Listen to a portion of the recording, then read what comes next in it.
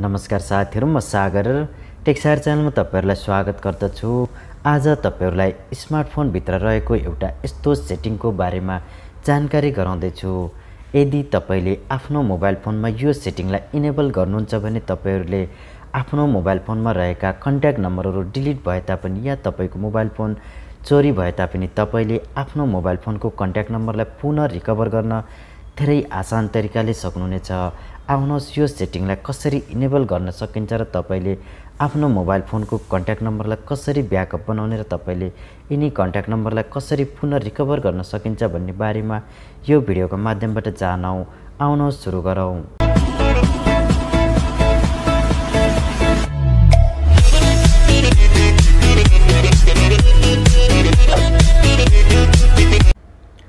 यो सेटिङलाई इनेबल गर्नका लागि तपाईहरु आफ्नो मोबाइल फोनको सेटिङमा जानुहोला। सेटिङमा आइसकेपछि तपाईहरु यहाँनिर सेलेक्ट गर्दै जानुहोला र तपाईले यहाँनिर तल गइसकेपछि एउटा कन्ट्याक्ट्स भनेर दिएको अप्सन पाउनुहुन्छ। यदि तपाईहरु स्यामसङ मोबाइल युज गर्नुहुन्छ र तपाईले स्यामसङ मोबाइल फोनमा तपाईले सेटिङमा आउनु पर्दैन। स्यामसङ मोबाइलको तपाईले डायल प्याड ओपन गरिसकेपछि तपाईलाई त्यहाँनिर कन्ट्याक्ट नम्बर सो गराइनेछ र तपाईहरु कन्ट्याक्ट नम्बरमा गएर माथि दिएको 3 डटमा क्लिक गरेर तपाईले यो सेटिङलाई इनेबल गर्न सक्नुहुन्छ। अब तपाईले यहाँनिर कन्ट्याक्टमा क्लिक गर्नुहोला। कन्ट्याक्टमा क्लिक गरिसकेपछि तपाईले यहाँनिर इम्पोर्ट र एक्सपोर्ट कन्ट्याक्ट भनेर तपाईले यहाँनिर सबैभन्दा माथि देख्न सक्नुहुन्छ।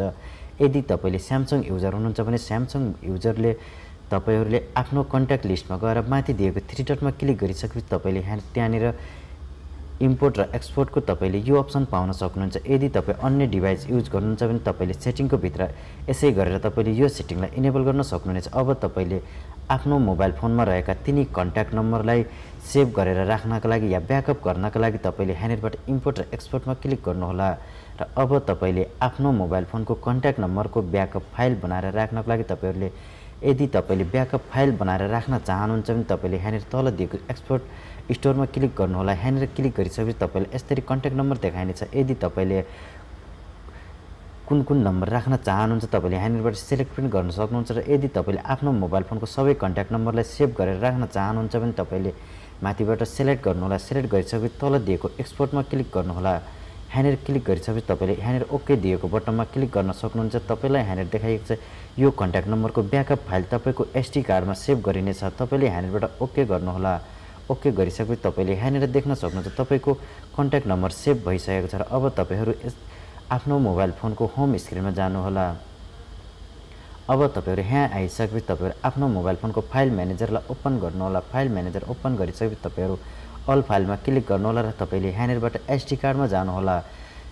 यहाँनिर आइसकेपछि तपाईले देख्न सक्नुहुन्छ एउटा ब्याकअप भनेर दिएको ब्याकअप फाइल देख्न सक्नुहुन्छ र तपाईलाई यहाँनिर एउटा कन्ट्याक्ट भनेर तपाईलाई अर्को देखाइएको छ। अब तपाईले यहाँनिर VCF भनेर एउटा फाइल दिएको छ जुन तपाईको मोबाइल फोनमा रहेका कन्ट्याक्ट नम्बरको फाइल यहाँनिर देखाइएको छ।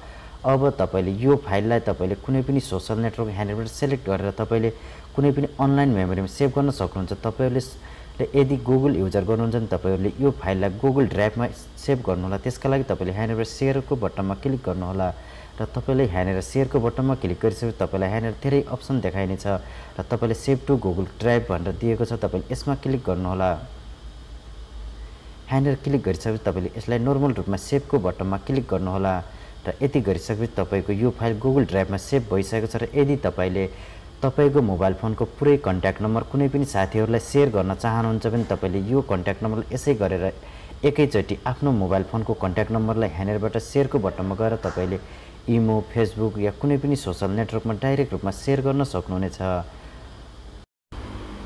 यो सेटिङको माध्यमबाट तपाईले आफ्नो मोबाइल फोनमा रहेका तिनी कन्ट्याक्ट नम्बरको ब्याकअप फाइल क्रिएट गर्न सक्नुहुन्छ र तपाईले क्रिएट गरेको त्यो फाइललाई आफ्नो मोबाइल फोन या आफ्नो अनलाइन मेमोरीमा जस्तै गुगल ड्राइभमा सेभ गरेर राख्नुहोला र तपाईले त्यो फाइललाई एनी टाइम जस्तै तपाईको मोबाइल फोन डिलिट हुँदछ या तपाईको मोबाइल फोन चोरी हुन्छ भने तपाईले आफ्नो गुगल आइडीबाट कुनै पनि डिभाइसमा लगइन गरेर तपाईले आफ्नो कन्ट्याक्ट नम्बरलाई पुनः रिकभर गर्न सक्नुहुनेछ। आशा गर्दछु भिडियो मन पर्यो होला। भिडियो मन परे लाइक गर्नुहोला, शेयर गर्नुहोला, हाम्रो च्यानललाई सब्स्क्राइब नगरे सब्स्क्राइब पनि गरिदिनु होला। हवस् त, धन्यवाद।